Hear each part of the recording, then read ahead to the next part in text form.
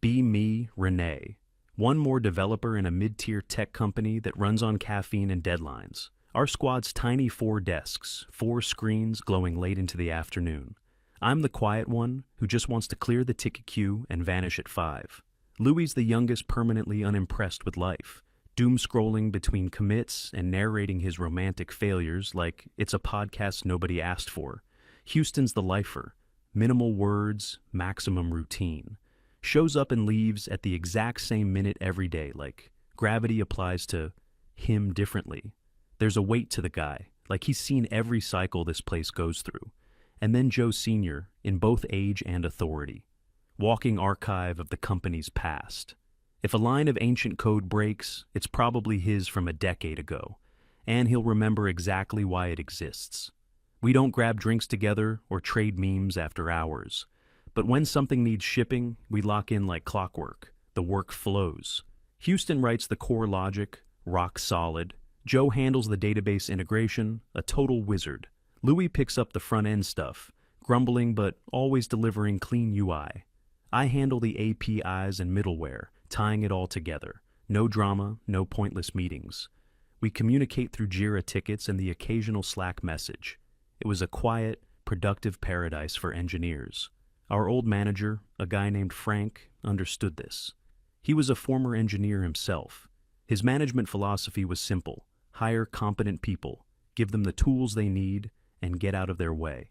He'd show up once a week for a stand-up, ask if we had any blockers, and then vanish back into his office to fight corporate battles for us. He retired a few months back. We all wished him well. We had a couple of months of blissful anarchy with no manager at all. Productivity probably went up. Then the email landed in our inboxes, introducing our new engineering team lead, Karina. We all read it. No one said a word. A collective silent sigh passed through the office. The first time we met her was a mandatory meet and greet she scheduled for a Monday morning. She walked into the conference room with a laptop covered in stickers. You know the type. Vague political slogans, logos for non-profits, that sort of thing. She had this incredibly bright, forced smile, the kind of smile that doesn't involve the eyes. She introduced herself, talked about her recent MBA, used a lot of words like synergy, paradigm shift, and holistic workflow. My brain just turned to static. I nodded along, trying to look engaged. Louis was under the table on his phone. Houston was staring at a spot on the wall behind her head. Joe looked like he was peacefully sleeping with his eyes open. She finished her speech by saying she wanted to dismantle the old, toxic, patriarchal structures of the tech world and build a new team culture based on openness, vulnerability, and emotional intelligence. It was at that moment I knew our peaceful days were over. The first week was just observation. She sat in on our stand-ups, taking notes. She scheduled one-on-one meetings with each of us. My meeting was weird. She didn't ask about the project or my workload or my technical skills. She asked me how I felt about my work. I told her it was fine. The work is challenging, which is good. She kept probing. But does it give you a sense of personal fulfillment? Do you feel seen as a person here, not just a resource? I think I just said something like, I get paid to write code. The code works. I'm happy with that. The answer clearly didn't satisfy her. She made a note on her laptop, her smile tightening just a little. I later learned she had similar conversations with everyone. Joe told her he felt like his job was to make sure the servers didn't catch fire, and as long as they were not on fire, he felt fine. Louis apparently told her he felt mostly boredom, punctuated by moments of sheer panic. Houston, in his typical fashion, just said, "It's a job." So, Karina clearly decided we were all emotionally stunted cavemen who needed to be fixed.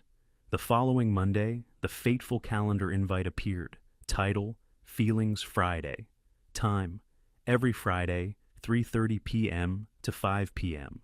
Description, a mandatory safe space for the team to decompress and share our emotional journeys. Work talk is discouraged.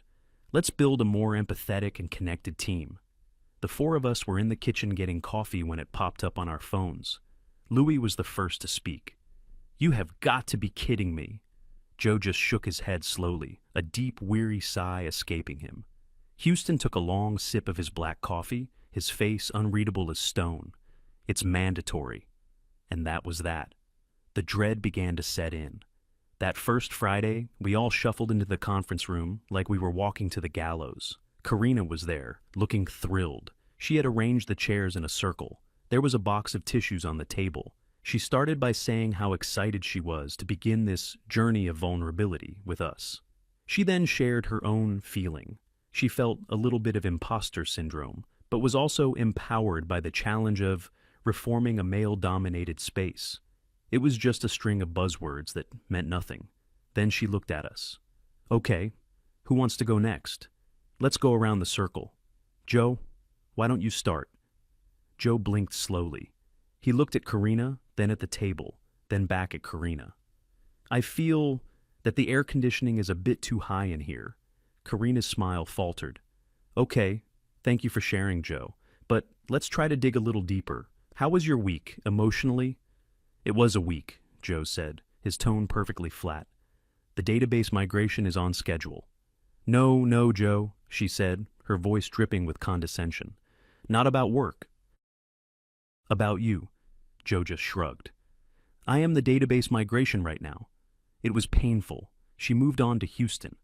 Houston? What are you feeling? Houston stared at her for a solid 10 seconds without saying anything. Tired, he finally said. Tired? Why are you tired? She pressed, leaning forward like a therapist in a bad movie. Long week, Houston said, and then said nothing more. It was my turn next. I just mumbled something about feeling stressed about a deadline. It was a lie, we were ahead of schedule, but it was the only work-appropriate feeling I could think of. Louis was last. He just looked up from his phone and said, I feel like this meeting could have been an email. Karina's face fell completely. Her little experiment was a total failure. She tried to salvage it, talking for another 20 minutes about the importance of opening up and how real strength is in vulnerability. We all just stared at her, our faces blank. The meeting ended at 5 p.m. on the dot. We filed out in absolute silence. It was the most awkward, cringeworthy 90 minutes of my professional life. We thought maybe she'd get the hint, that she'd realize this was a terrible idea and quietly cancel the meeting series. We were wrong. The next Monday, we got a friendly reminder email from her. The email said she understood that opening up is a process and that it can be scary for men who have been conditioned by society to suppress their emotions. It was so patronizing I could feel my teeth grinding. It ended with, I expect more participation this Friday. This is not optional. The mood in the office that week was tense. We all just kept our heads down and worked. Thursday afternoon, Houston, Joe, Louis, and I all happened to be in the break room at the same time. It was unspoken, but we all knew what we were dreading. Louis was the one who broke the silence. So, what fake feeling is everyone preparing for tomorrow? I'm thinking of going with anxious about the quarterly budget review, I said. Joe grunted. I'm just going to say tired again. Maybe she'll get bored. We all looked at Houston. He was just stirring his coffee, staring into the black liquid. He hadn't said a word. He just seemed darker this week, more withdrawn than usual. He finally looked up, not at us, but at the wall. She wants feelings, he said, his voice low and gravelly. She keeps talking about a safe space to share. We all nodded. All right, he said, turning to look at us, his eyes cold and clear. Let's give her a safe space. Let's give her feelings. There was something in his tone, a shift. It wasn't anger. It was a kind of cold, resigned resolve. He was proposing something, not a protest, not a boycott, malicious compliance. We were going to follow her rules, to the letter. We were going to be open. We were going to be vulnerable. We were going to tell the absolute, unvarnished truth. A slow grin spread across Louis's face. Joe gave a single, slow nod. I felt a strange mix of terror and exhilaration. This was either going to be a stroke of genius, or it was going to get us all fired. The next day we walked into Feelings Friday with a completely different energy. We weren't dreading it anymore. We were ready. Karina seemed to notice the shift. She looked pleased, thinking her passive-aggressive email had worked. So glad to see everyone here, and ready to share, she chirped. She did her usual opening about her own journey. Then she looked around the circle. Who wants to start us off today? Louis raised his hand. Karina looked shocked but delighted. Yes, Louis, please. Louis leaned forward, putting his elbows on the table. He looked Karina dead in the eye. I feel empty, he began. The chipper look on Karina's face started to dissolve. I spent last night on 3 different dating apps, he continued, his voice a flat monotone. I swiped right on probably 500 profiles. I meticulously crafted an opening message for the 6 matches I got. He pulled out his phone. I can show you the data. Of those 6, 4 never responded. 1 responded with LOL. The 6th one, we had a brief conversation. She asked me my height. I told her I'm 5 feet 9 inches. She unmatched me immediately. The room was dead silent. You could have heard a pin drop. So, how do I feel? Louis said, looking around the room. I feel like a piece of meat at a butcher's shop. One that's been sitting out too long and nobody wants. I feel like my value as a human being has been reduced to a few bullet points on a profile, and those bullet points aren't good enough. He paused, taking a breath. I feel a profound sense of loneliness and the creeping suspicion that I am fundamentally unlovable. I also feel like I've wasted hundreds of hours of my life on these apps, time I could have spent learning a skill or doing something productive, all for a tiny dopamine hit of a match that ultimately leads to nothing but rejection. He sat back in his chair. That's how I feel this week, Karina. Thank you for providing this space for me to share. Karina's jaw was literally hanging open. Her face had gone pale. She looked like a child who had asked to see a puppy and had been shown a car crash instead. She stammered. Thank you for your honesty, Louis. That's a lot to process. She tried to recover, falling back on her MBA jargon. It sounds like you're experiencing some negative feedback loops in your social interfacing. Louis just stared at her blankly. She couldn't handle it. She quickly moved on. Okay, who's next? Joe? Joe had been watching the whole exchange with a sort of detached curiosity. He cleared his throat. I feel disconnected, he said, his voice slow and deliberate. My son called me this week. He's in college. He needed money for a new textbook. Karina nodded, looking relieved. This seemed like a more manageable problem. Financial stress is very common, Joe. It's not the money, Joe cut her off, his voice still quiet but with a hard edge. I transferred it to him, of course. But at the end of the call, I asked him how his classes were going, and he said, fine. And I asked if he was enjoying it. He said, it's okay. Then he said he had to go. Joe looked down at his hands on the table. They were the hands of a man who had worked his whole life. The entire conversation lasted 90 seconds, and I realized I don't really know my own son. For 20 years I worked. I took overtime. I worked weekends. I did it all so he and his sister could have everything I didn't. So they could go to a good school, have nice things, not worry about money. He looked up, and for the first time, I saw a profound sadness in his eyes. I bought them a life, but I miss living it with them. Now they're grown, and I'm just the guy they call when they need something.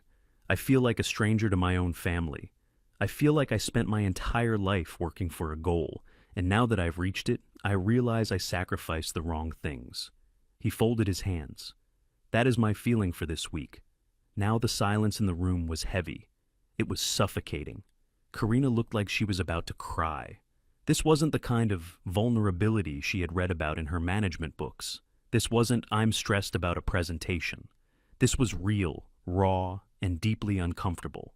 These were the quiet griefs that men carry around every day, the things they never talk about. And we were laying them out on the conference room table, right at her feet. She tried to respond. She said something about quality time and rebuilding bridges. Her voice was thin and shaky. Her corporate platitudes were like paper shields against a tidal wave of real human misery. She didn't even ask me or Houston to share. She couldn't take any more. She looked at the clock. It was only 4:15. You know what, she said, her voice strained. I think we've had a very productive session today. Let's end a little early. Thank you all for your courage. We filed out of the room. The moment the door closed behind us, Louis let out a long, slow breath. No one said a word. We just walked back to our desks. But something had changed. A weird sense of camaraderie hung in the air. We had faced the cringe together, and we had won. We knew with absolute certainty that this was just the beginning. The next week, the atmosphere was different. Karina was avoiding eye contact with us. She communicated mostly through email. When Friday came, we all walked into the conference room with a sense of purpose. It was Houston's turn. All week, he had been even quieter than usual. He looked like he hadn't slept in days. Karina started the meeting, but her usual perky demeanor was gone. She just looked tired. She mumbled some opening remarks and then said, "Okay, who wants to share?" Houston spoke up immediately. "I will." He spoke in a low, controlled voice, but the pain in it was palpable. "My wife is leaving me," he said. The statement just hung in the air. Karina flinched. "We're getting a divorce," he continued, looking at the table. "And she wants the house. She wants the kids. She wants half of my pension, and she wants alimony." He took a shaky breath. "Her lawyer sent a letter. They're going to argue that I'm an unfit parent. The reason? Emotional neglect. Because I worked too much. Because I was too focused on my career. The career that paid for the house she wants to kick me out of.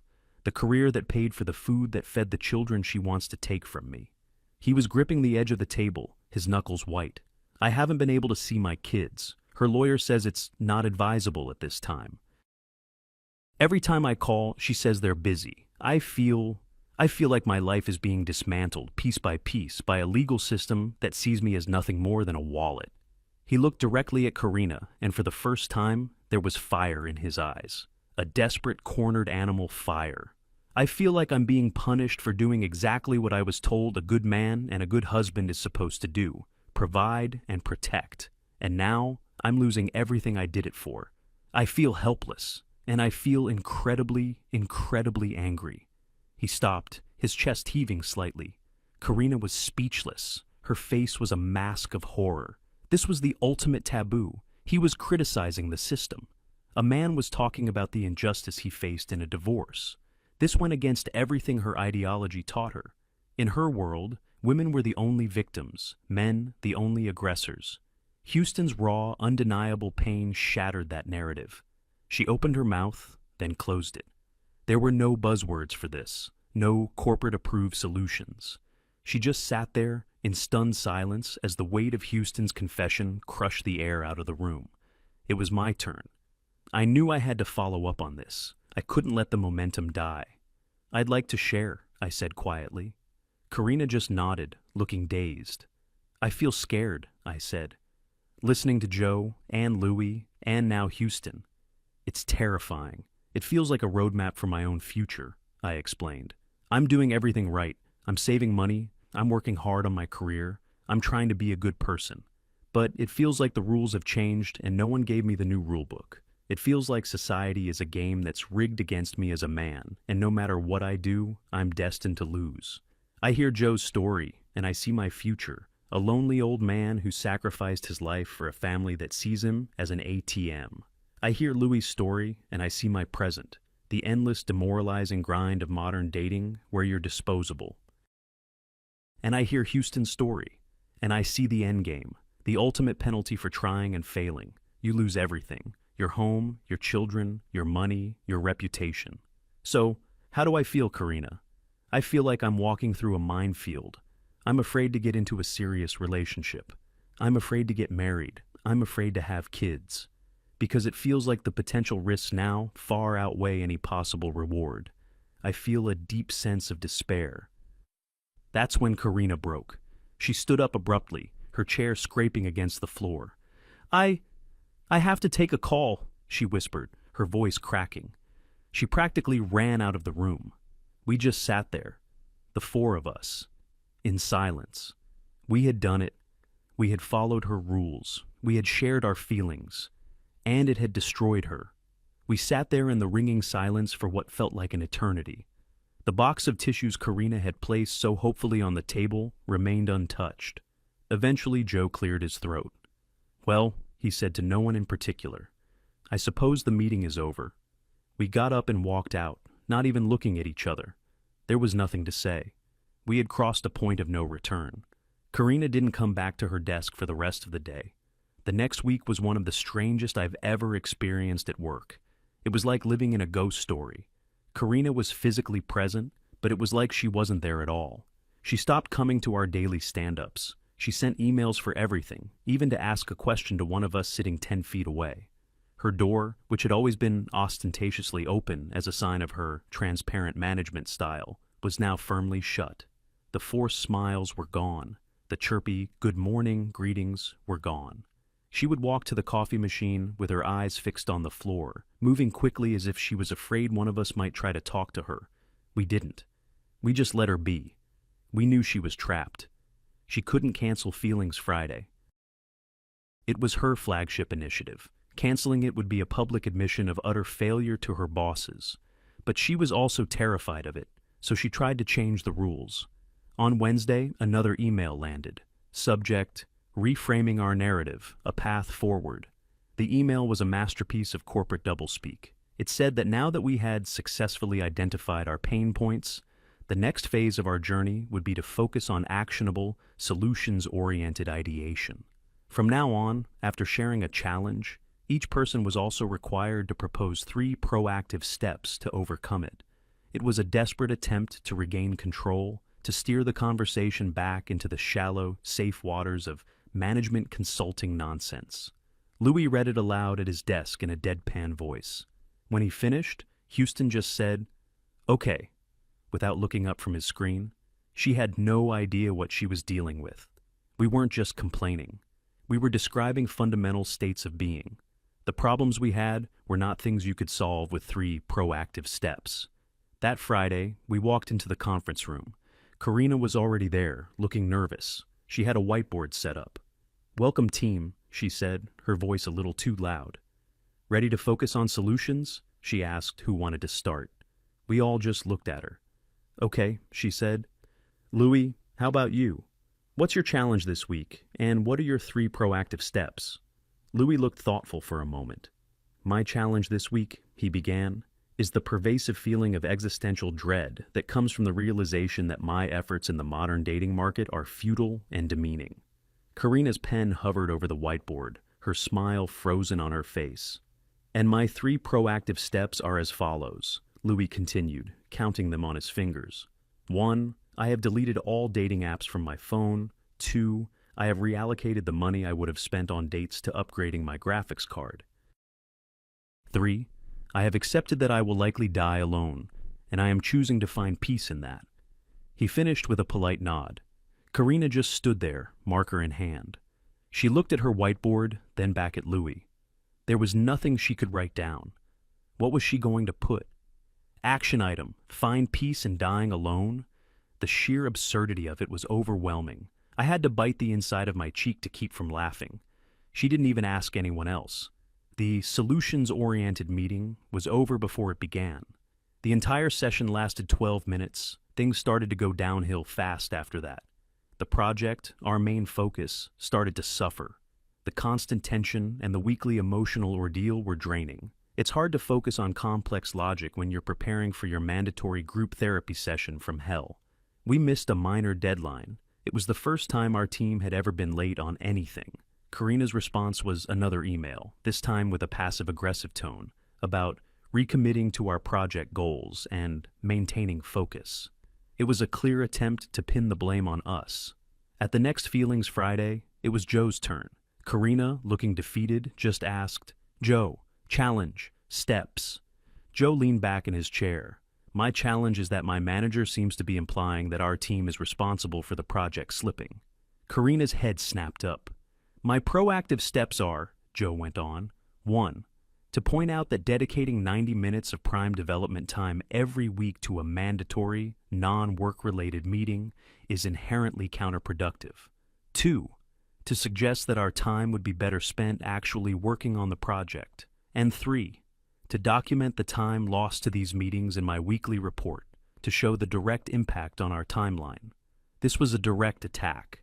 Joe had taken her solutions framework and turned it into a weapon against her. He was calmly and rationally explaining how her signature policy was causing the very problem she was trying to blame on us. Karina's face went from pale to red. "This meeting is about our feelings, Joe, not about criticizing management," she said, her voice sharp. "I am telling you how I feel," Joe replied, his tone unchanging. I feel that my time is being wasted, and I feel that our team is being set up to fail, and I feel that it is my professional responsibility to address it. Checkmate. Karina had no response. She had built the cage, and now she was trapped in it with us. Any attempt she made to control the situation was immediately dismantled using her own ridiculous rules. By this point, the project was seriously behind. A full week, then a week and a half. Our client was getting antsy. Upper management started asking questions. We knew Karina was getting heat. We could hear her on the phone in her office, her voice high and defensive. She was starting to panic, and a panicking manager is a dangerous manager.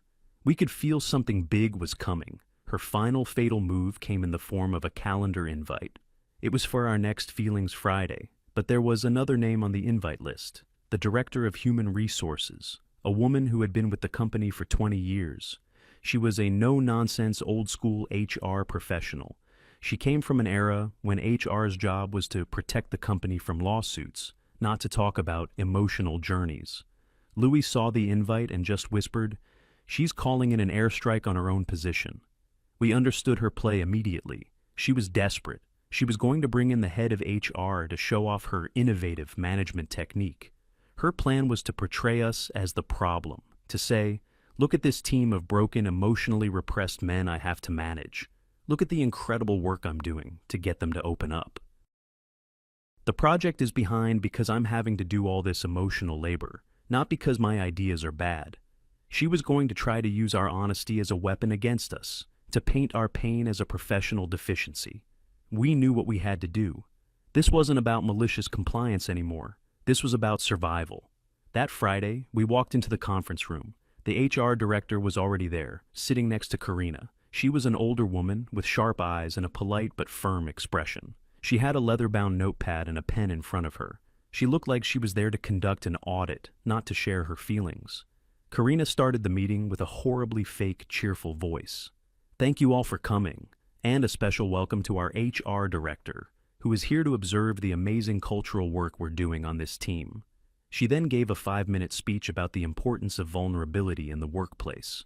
She used the word brave about a dozen times. The HR director listened patiently, not writing a single note. Then Karina turned to us, a predatory gleam in her eye. "So team, let's show our guest how much progress we've made. Who would like to share their feelings and challenges today?" The silence was heavy.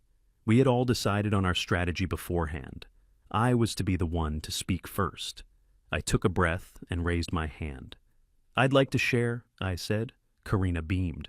"Excellent, Renee. Please." I looked directly at the HR director, not at Karina. "I feel," I started, keeping my voice calm and professional, "an increasing amount of anxiety and stress, not from my work, but from these mandatory meetings." The HR director's pen started moving. "I feel that this forum, under the guise of being a safe space, is actually creating a hostile and deeply uncomfortable work environment." Karina's smile vanished. "I have been compelled, as a condition of my employment, to listen to my colleagues discuss profoundly personal and distressing issues, such as the painful details of their divorces, their struggles with loneliness, and their intimate family problems. These are not topics that are appropriate for the workplace." I continued, not breaking eye contact with the HR director. "Furthermore, I feel that my own privacy is being violated. I am being forced to either invent a feeling to satisfy my manager or to disclose personal information that I do not wish to share with my colleagues or my superiors. This puts me and my teammates in an impossible position." I paused for a moment. This initiative has also had a direct and negative impact on our productivity. As of this morning, our team has spent over 20 cumulative hours in these non-work-related meetings. That is half a week of development time for one person. It is a primary contributor to our current project delays. Finally, I delivered the killing blow. Frankly, I am worried about the legal implications. Forcing employees to discuss personal matters, some of which could be related to mental health or legal disputes, feels like a massive liability for the company. I feel that my manager's policy is exposing both the employees and the company to unnecessary risk. The room was so quiet I could hear the hum of the overhead lights.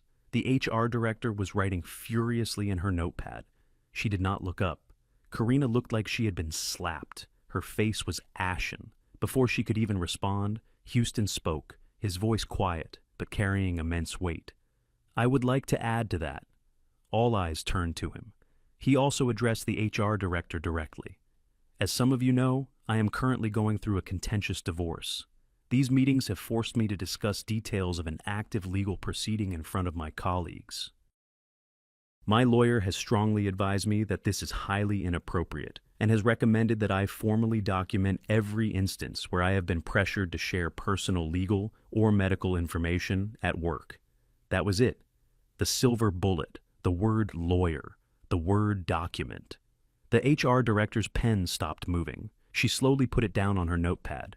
She looked up, first at Houston, with a flicker of what looked like actual empathy, and then she turned her gaze to Karina. The look she gave her was one of pure, unadulterated ice. "Karina," the HR director said, her voice dangerously calm, "could you please step outside with me for a moment?" It wasn't a request. Karina stood up on wobbly legs. She looked utterly defeated. She didn't even look at us as she followed the HR director out of the room. The conference room door clicked shut, leaving the four of us alone. We didn't cheer. We didn't even smile. We just sat there, breathing. Through the glass wall of the conference room, we could see the execution. We couldn't hear the words, but we didn't need to. The HR director was talking, her expression severe. She wasn't yelling. She was calm, which was somehow more terrifying. Karina was just standing there, taking it. Her shoulders were slumped. She looked at one point like she was trying to argue, but the HR director held up a hand, and Karina fell silent immediately. The conversation lasted about 10 minutes. Then the HR director gave a final, sharp nod, turned, and walked away down the hall. Karina stood alone in the hallway for a long time, just staring at the wall. Then she turned and walked, not back to her office, but towards the elevators. We never saw her again. The next morning, there was an email from the HR director waiting in our inboxes. It was brief and to the point. Effective immediately, the Feelings Friday initiative is discontinued. A review of departmental management practices is underway. In the interim, Joe will be acting as team lead. Please direct all project-related queries to him. A quiet sense of relief washed over the office. The spell was broken. That afternoon, Joe called a meeting. Our first real meeting in months. He stood at the head of the table. "All right," he said. "We're 2 weeks behind schedule. Here's how we're going to fix it." He laid out a clear, logical, and ambitious plan. For the next 30 minutes, we talked about code, deadlines, and technical solutions. It was glorious. We left that meeting feeling energized for the first time in a long time. We had our purpose back. A week later, we were completely caught up on the project. We delivered the final product ahead of the revised schedule. The client was thrilled. The company officially made Joe our permanent manager. He was given a modest raise in our old manager Frank's office. His management style was, unsurprisingly, exactly what we needed. He left us alone to do our jobs. The four of us. We're still not friends. We don't go bowling on the weekends. But something is different. There's a new level of respect between us, a shared understanding. We went through something together. We faced a common, absurd enemy and won. A few weeks after everything settled down, Joe sent a one-line message in our team's Slack channel after work on a Friday. "Bar across the street. First round's on me." We all went. We sat at a small table in the corner of the crowded pub. We didn't talk about work. We didn't talk about feelings. We mostly just sat in a comfortable silence watching the game on the TV. After a while, Houston raised his glass. We all looked at him. "To work," he said. We all raised our glasses and clinked them together. To work. It was all that needed to be said.